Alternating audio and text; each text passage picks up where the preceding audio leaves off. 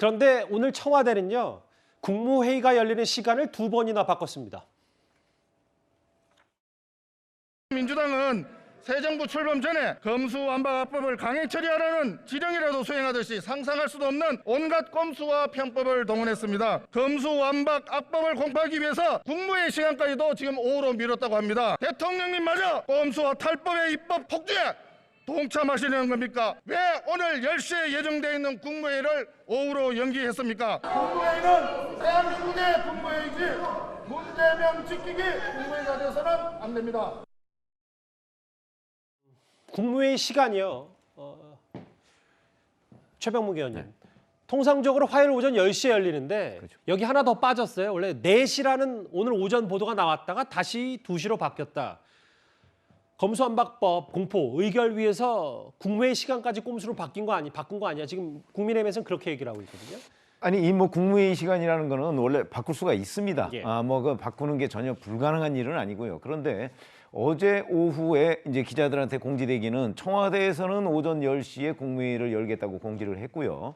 국무총리실에서는 11시에 열겠다고 공지를 했었거든요. 근데 오늘 아침에 보니까 다시 또 이게 뭐 오후 4시 얘기가 나오다가 뭐 일부 그렇게 보도한 매체도 있습니다. 그런데 다시 또 오후 2시로 했고요. 실제는 뭐 2시 반쯤에 이제 국무회의가 열렸는데, 자, 이러다 보니까 결국은 이제 당과 청와대가 서로 소통해가면서 자, 이걸 작전하듯이 언제 어떻게 할 것이냐 하는 시나리오 뭐 이런 것들이 이제 막 수시로 협조가 잘 안 되면서 손발이 안 맞고 뭐 이랬던 것 아닌가. 예. 그러나 분명한 것은 여하튼 검수완박 법안은 문재인 대통령 임기 내에 처리한다. 그것도 뭐 사실은 오늘 10시에 정상적으로 국무회의 열고 뭐 한 6일이나 이때쯤에 가서 또 임시국무회의를 열어서 처리할 수도 있었던 거거든요. 예. 아마 지방선거에 미치는 영향 뭐 이런 것들을 최소화하기 위해서 그냥 전부 다 어차피 맞을 매 한꺼번에 맞자. 아마 이런 관점에서 지금 밀어붙인 것이 아닌가 이런 생각이 들고요. 그 과정에서 뭐 시간이 이리저리 바뀌고 뭐 이랬는데 저런 부분 뭐 저런 것도 이제 뭐 꼼수라고 충분히 얘기할 수가 있는 부분인데 예. 저런 것들에 대한 종합적인 평가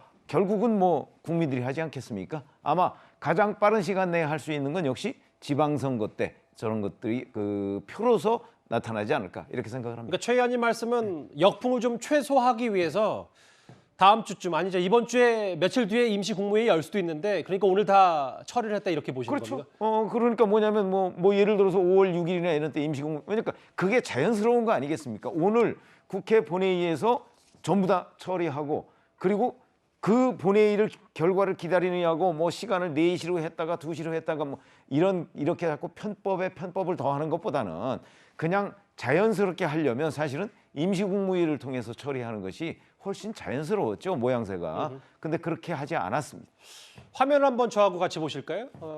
이번에 무리수, 뭐 편법, 꼼수 얘기가 나오는 부분이 대략 5가지 정도 있는데 물론 뭐 이 부분에 정도의 차이는 있겠습니다만 조금 전에 얘기했던 국무회의 시간이 2차례나 바뀐 거 저희가 지난주 얘기했던 회기 쪽 얘기 그리고 민영배 의원의 탈당 얘기 서영주 대변인 네. 뭐 민영배 의원은 역사가 판단을 내리고 검찰 개혁의 큰 뜻을 위해서 본인이 이런저런 얘기를 했다라고 설명을 했는데 그럼에도 나중에 이 과정에 대한 문제, 절차에 대한 문제는 글쎄 민주당의 부메랑이 되지 않을지 어떻게 좀 판단하십니까? 일정 부분 부메랑이 될 수 있다고 봅니다. 그래서 이제 이 법안 검검개혁에 대한 당위성, 시대적 소명에 대해서 민주당이 시간이 얼마 남지 않고 이렇게 급하게 추진시킨 부분들은 국민들한테 조금 송구한 부분들이 있습니다. 하지만 해야 될 부분들이 해야 되기 때문에 조금 무리수를 둔 측면도 있다. 민영배 의원 탈당 부분들은 솔직히 국민적인 공감대는 얻을 수 없었죠. 그럼에도 불구하고 지금 이제 꼼수 얘기를 하시는데요. 아까 말씀하셨듯이 국무회의 시간을 변경하는 것은 판단에 의해서 할 수 있는 부분이고요. 굳이 그거를 오늘 한 2시간 정도, 4시간 정도 연기해서 하는 게 낫지 그걸 또 임시국무회의를 해서 합니까? 그 안에 또 며칠 또 임시국무회의 하면 또 저 국민의힘 의원들 고생하시잖아요. 또 청와대 앞에 가서 그 시간 동안 또 피켓팅 하시고 하니까. 정말 염려해 주셔서 그런 면도 있죠. 그래서 그냥 시간 자체를 빨리 좀 오늘 해서 오늘 안에 처리를 하고 어차피 이 화살이 쏘아졌기 때문에 이 부분들은 국회 안에서 오늘 박병석 국회의장이 그러셨잖아요. 이번 합의는 국회에서 할 수 있는 정치권에서는 최고의 합의다. 예. 하지만 아쉬웠던 부분들은 그렇습니다. 오늘 문재인 대통령께서도 말씀하셨지만 민주적 절차에 있어서 합의가 아쉬운 부분들은 국민의힘 권선동 원내대표가 의총을 통해서 추인을 한 사항을 뒤집으면서 이게 의회민주주의가 파괴된 부분들이 있어요. 이런 부분이 따지고 보면 이 검경개혁의 법안 이 부분을 흥행시킨 건 국민의힘의 권선동 원내대표의 알겠습니다. 의총의 추인이었다. 그렇게 보기 때문에 결국에 이런 부분을 가지고 계속 뭐 꼼수의 어떤 뭐 국무회의를 뭐 2시간, 4시간 하는 거는 뭐 잘못됐네, 위헌이네 이제 그렇게 하지 마시고 이 통과된 법안에 대해서 예. 어떻게 하면 검찰의 기소 수사 분리를 가지고 국민의 인권 보호에 어떻게 적용이 될지 이런 부분에 대해서 여야가 합의를 했으면 좋겠다. 좀 그런 말씀드리고 싶습니다. 이현정 의원님. 네. 오늘 형사소송법이 국회 본회의를 통과할 때 그러니까 국무회의 전에 앞서 화면에 잠깐 나왔지만 박병석 국회의장이 본인은 의회주의자고 네. 이번 검수완박 법안이 지금 서영주 대변인이 말씀하셨던 것처럼 최고 수준의 합의였다 이렇게 말을 했거든요. 어떻게 판단을 하십니까? 글쎄요, 뭐 자기 스스로는 그렇게 평가할 수 있겠지만 제가 오랫동안 국회를 쳐다보면서 여러 명의 국회의장을 많이 봐왔습니다. 저는 여러 명의 국회의장 중에서 이만섭 전 국회의장을 그래도 의회주의자라고 저는 평가를 하고 싶습니다. 왜냐하면 예전에 그런 일이 있었어요. 자민련이 당시에 이제 이 DJP 합당을 한 이후에 합의한 이후에 DJP가 깨어졌는데 그 이후에 사실은 이제 자민련이 이 원내 교섭단체를 만들어 달라고 그때 이제 이 새정치민주연합이 요구를 했습니다. 예. 자, 그때는 원내 교섭단체가 20석이었어요. 근데 그거를 10석으로 당시에 17석밖에 안 됐기 때문에 그걸 10석으로 낮춰달라. 그런 요구를 해서 당시에 그 김대중 대통령 있는 그 당에서 그걸 해주기로 했습니다. 예. 자, 그런데 당시에 국회의장이었던 이만섭 의장은 그걸 절대 상정시키지 않았습니다. 왜냐 이거는 기본적으로 의회 민주주의에 대한 파괴다라고 예. 이야기를 해서 끝까지 안 해줘요. 그래서 어떤 꼼수를 했느냐? 결국 의원들을 빌려줘서 그래서 이제 결국은 이 20석을 채워서 원내 교섭단이 만든 그런 역사가 그 있습니다. 유명한 의원 꿔주기. 그렇습니다. 그렇죠? 바로 국회의장으로서의 자기의 어떤 국회에 대한 즉 기본적인 이런 것들을 지킨 거거든요. 그런데 저는 박병석 의장한테 여쭙고 싶습니다. 자, 이렇게 많은 시민단체와 또 많은 법조인, 사법부 다들 이 문제점을 지적하고 있는데 과연 최고의 어떤 합의라고 평가할 수 하는 게 도대체 타당한 일인가요? 그리고 본인이 뭐 합의했다고 이야기를 하겠지만 근본적으로 이 형사소송 오늘 통과시킨 형사소송법 내용을 보면 정말 인권 침해를 할 수 있는 여러 조항들이 있습니다. 자, 여기에 대해서 많은 변호사들이 지금 의문을 제기를 하고 있습니다. 정말 이 조항을 한 번이라도 심각하게 들여다봤는지 그리고 오늘 국무회의를 하는데요. 보통 우리가 국무회의를 왜 이게 중요시하냐 하면 법안이 이 정부로 넘어가면 15일 동안의 기간을 줍니다. 그 기간을 주는 이유가 뭐냐면 자, 의회에서 입법한 법안이 정부로 넘어왔을 때 정부가 좀 꼼꼼히 한번 살펴보고 어떤 위헌성은 없는지 문제점은 없는지 살펴보라고 주는 시간이 바로 15일입니다. 예. 그런데 오늘 버튼을 딱 누르자마자 바로 2시에 소집됐습니다. 저는 오늘 국무위원 18명이 이 법안에 대해서 얼마나 알고 있는지 한 번이라도 이 법안을 봤는지 저는 묻고 싶어요. 이 법안 하나 때문에 많은 사람들이 어려움을 고통을 겪을 수 있는 그런 가능성이 있습니다. 그런데 대한민국의 국무위원들이 이 법안에 대해서 살펴볼 시간도 주지 않고 오늘 또 오찬했습니다. 마지막 오찬을 바로 국무회의 열었어요. 언제 법안을 쳐다봅니까? 알겠습니다. 과연 이게 토론이 되겠습니까? 오늘 국무회의 국무위원 중에 한 명인 오세훈 서울시장은 이 의견에 좀 반대 입장을 표하면서 거부권을 행사된다 이런 얘기도 나왔었던 것 같은데 일단 뭐 그 얘기는 받아들이지 않았고 본인의 초상화 이제 퇴임을 얼마 안 앞둔 문재인 대통령의 초상화 그림을 각 장관들 홍남기 장관 뭐 전해철 장관을 비롯해서 각 국무위원들에게 보여주는 모습도 화면에 지금 포착이 됐습니다.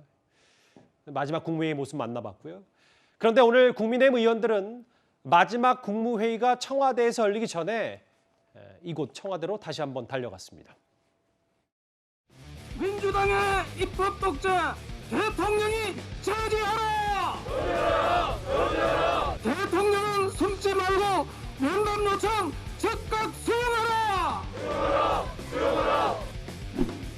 편법과 꼼수를 통해서 검수완박법을 처리하려고 한 것입니까? 모 민주당 의원이 문재인 청와대 사람 20명이 이 법이 통과시키지 않으면 감옥에 간다 이렇게 얘기했습니다. 이것이 검수완박법의 본질이자 정체입니다.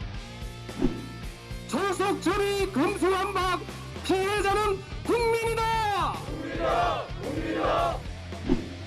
국회의장이 의원들을 짓밟아가면서까지 입법을 강행할 때까지 단 한마디도 이를 제지하는 발언을 하지 않았던 문재인 대통령은 오늘의 이 검수완박 강행 처리 입법 공포 사태에 있어가지고 최소 공모자입니다.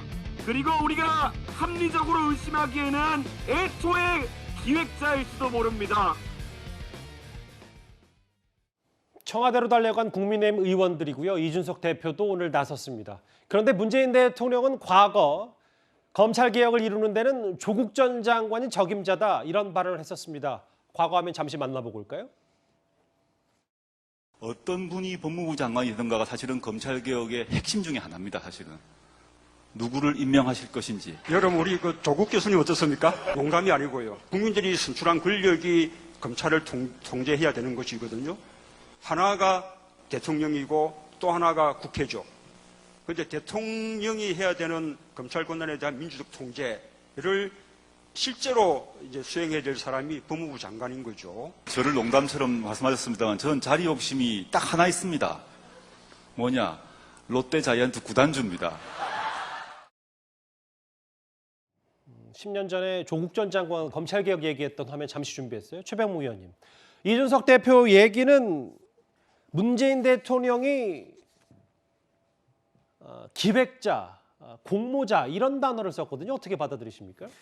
근데 이런 걸 한번 생각해 보시죠. 작년 3월 달에 윤석열 당선인이 검찰총장을 그만두면서 했던 게 바로 이 검수완박은 곧 부패 완판이다. 뭐 이런 얘기를 했었잖아요. 예. 근데 그때 검수완박을 추진할 때 문재인 대통령이 이제 그 일각에서는 그때도 뭐 중수청 설치법을 강행 처리하자 뭐 이런 의견이 있었습니다. 그때 문 대통령은 그 부분에 대해서 반대했었죠. 그건 왜 그러냐면 작년 1월 1일부터 검경 수사권 조정이 시행이 됐단 말이죠. 근데 검경 수사권 조정이라는 건 아까 뭐 여러분들 얘기하셨지만 검찰의 수사권과 기소권을 분리하자 뭐 이런 장기적인 목표 아래서 사실은 검찰과 경찰이 어떻게 이 수사권을 나눠 갖느냐는 문제를 협의를 계속 해왔고요. 그 협의 기간이 거의 10수년간 진행이 됐습니다. 그 결과물입니다. 예. 작년 1월 1일부터 시행됐던 것은요. 그러니까 거기서 일단락됐던 거죠. 그리고 나서 몇 달 지나지 않아서 다시 검수완박을 시행하자 그러니까 문 대통령이 거기에 대해서 이 부분에 대한 평가가 있은 다음에 하자 이렇게 얘기를 했던 거거든요. 예. 자, 그로부터 1년밖에 지나지 않았습니다. 그 평가 지금 아무도 아직 하지 않고 있습니다. 그래서 저는 문 대통령이 뭐 기획자라고 하는 것까지는 제가 동의할 수가 없고 다만 이제 지금 민주당의 강성 지지층들이 그 얘기를 요구하고 있었던 거 아니겠습니까? 예. 요구하고 그걸 민주당 지도부가 덥석 받았는데 결국 문 대통령은 그 뒤에 숨어서 사실상 동조자 역할을 했다. 저는 그렇게 보고 있습니다.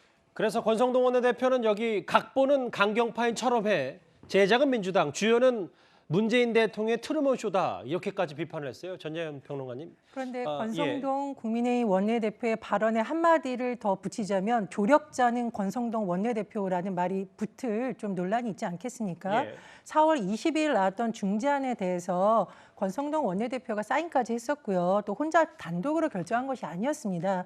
국민의힘의 의원총회를 거쳤는데 한 명도 아닌 100명이 넘는 의원들의 뜻을 모으는, 뭐 실제로 몇 명이 참석했는지는 봐야겠습니다만 의원총회까지 거쳤던 안을 깬 것에 대해서는 얘기하지 않고 저렇게 말하는 것도 좀 설득력이 떨어진다 이렇게 생각이 들고요. 예. 두 번째로 문재인 대통령의 주요 공약 중에 하나가 권력기관 개혁이었거든요. 예. 검찰만 들어가 있는 것이 아니었습니다. 국정원을 비롯해서 여러 가지 권력기관에 대한 내용이 들어갔고 그런 부분에서 여러 가지 법안이 추진되는 가운데서 또 하나 차지했던 부분이 바로 검찰에 대한 개혁 아닙니다. 예. 그래서 마치 제가 누누이 말씀을 드리는데 이것이 갑자기 선거를 며칠 앞두고 뭐 기획된 것이라던가 아니면 문재인 대통령의 임기가 끝나기 전에 마치 갑자기 나온 것처럼 한 내용은 좀 팩트에서 다르다 이런 말씀을 드리고 싶고요.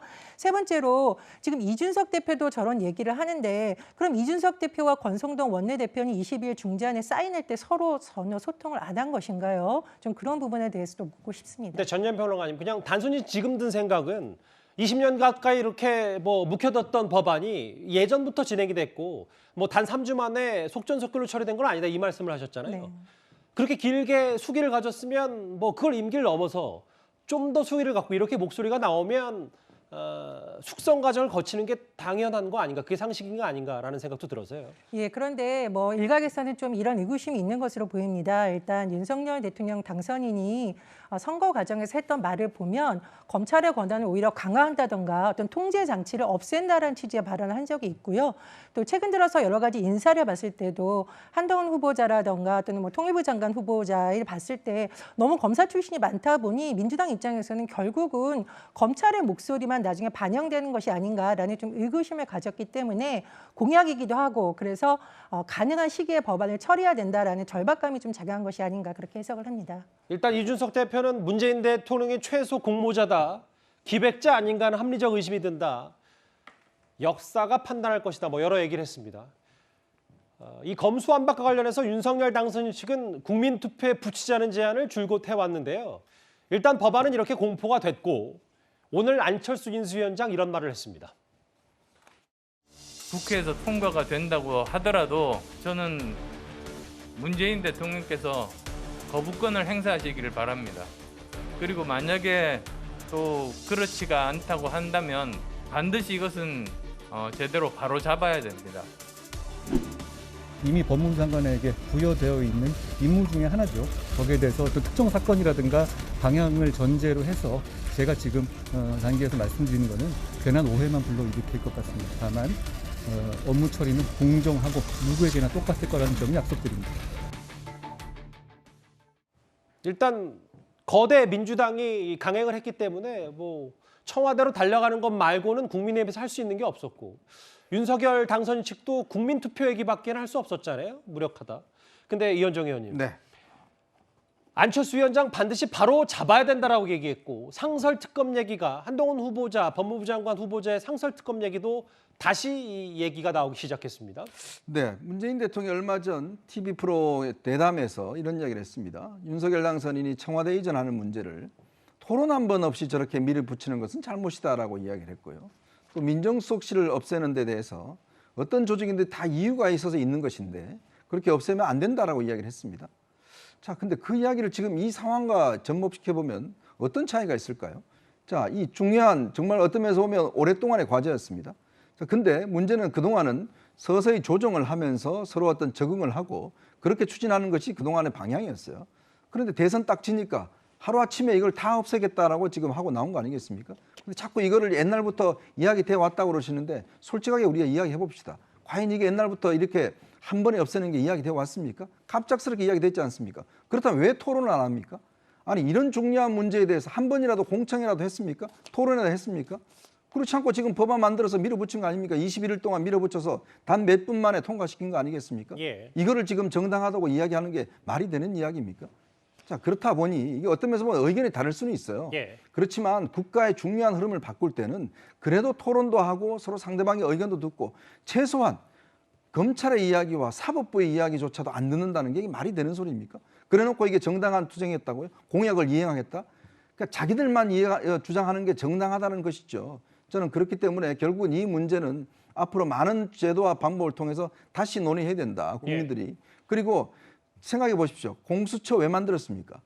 결국 검찰의 권력을 통제하고 검사들의 잘못을 어떤 면에서 수사하기 위해서 만든 게 공수처 아닙니까? 예. 근데 이제 공수처 뭐 하죠? 할 일이 없습니다. 왜? 검사들 수사 안 하니까. 그럼 공수처 없애야겠네요? 그러니까 불과 얼마 지나지 않아서 이렇게 10년 동안 공수처 주장했습니다. 근데 공수처 만들어 놓고 보니 검경 수사권 다, 검찰 수사권 다 없애버렸지 않습니까? 그럼 앞으로 공수처는 뭘 수사하죠? 공수처 설립한 이유가 없는 거죠. 너무 극단적으로 말씀하지 마시고. 그러니까 제가 아주 상징적으로 이야기하는 겁니다. 고위공직자들 이게 뭐냐면 예. 그렇기 때문에 이런 것들을 만들 때는 그 정말 적응을 다 하고 천천히 만들어야 되는 게 이게 하나의 국가 전체를 운영하는 거죠. 예. 하루아침에 이렇게 무자르듯이 딱 없애버리면 엄청난 후유증이 있다는 걸 이번 사태가 보여주는 겁니다. 그 후유증 가운데 하나로 만약에 민주당에서 받아들인다면 서 대변인님, 네. 그 한동훈 후보자가 상설특검 권한을 직권으로 활용하면 오히려 이게 민주당이 원치 않는 방향으로 갈 수 있는 거 아니냐라는 얘기도 나오고 있던데요.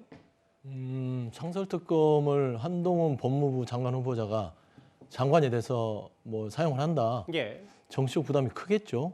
그러지 않겠습니까? 그거는 이제 법무부 장관의 권한이기 때문에 그때 가서 생각할 부분이고요. 제가 이제 말씀을 좀 드리면 좀 안철수 인수위원장 말하시는 게 좀 딱해요. 보십시오. 2017년도에 본인이 대선 후보에 나왔을 때는 본인이 고위공직자 수사를 위한 공수처 설치, 예. 검찰총장의 국회 임명권, 동의안, 그다음에 검경 수사 반드시 해야 된다 이런 얘기를 하셨어요. 국민 앞에 그런 얘기를 해놓고 나서 이제 국민의당에 있을 때 뭐 저희 민주당에도 있었었고요. 이렇게 옮겨 다니면서까지 이념 이제 몸의 철새는 되지만 이념적 철새는 되면 안 된다. 국민한테 약속한 부분들을 왜 그렇게 말을 바꿉니까? 차라리 본인의 말에 책임질 것 같으면 이런 부분은 침묵하는 게 옳다라고 말씀을 드리고 저는 그렇습니다. 지금 오해하는 게 있는데요.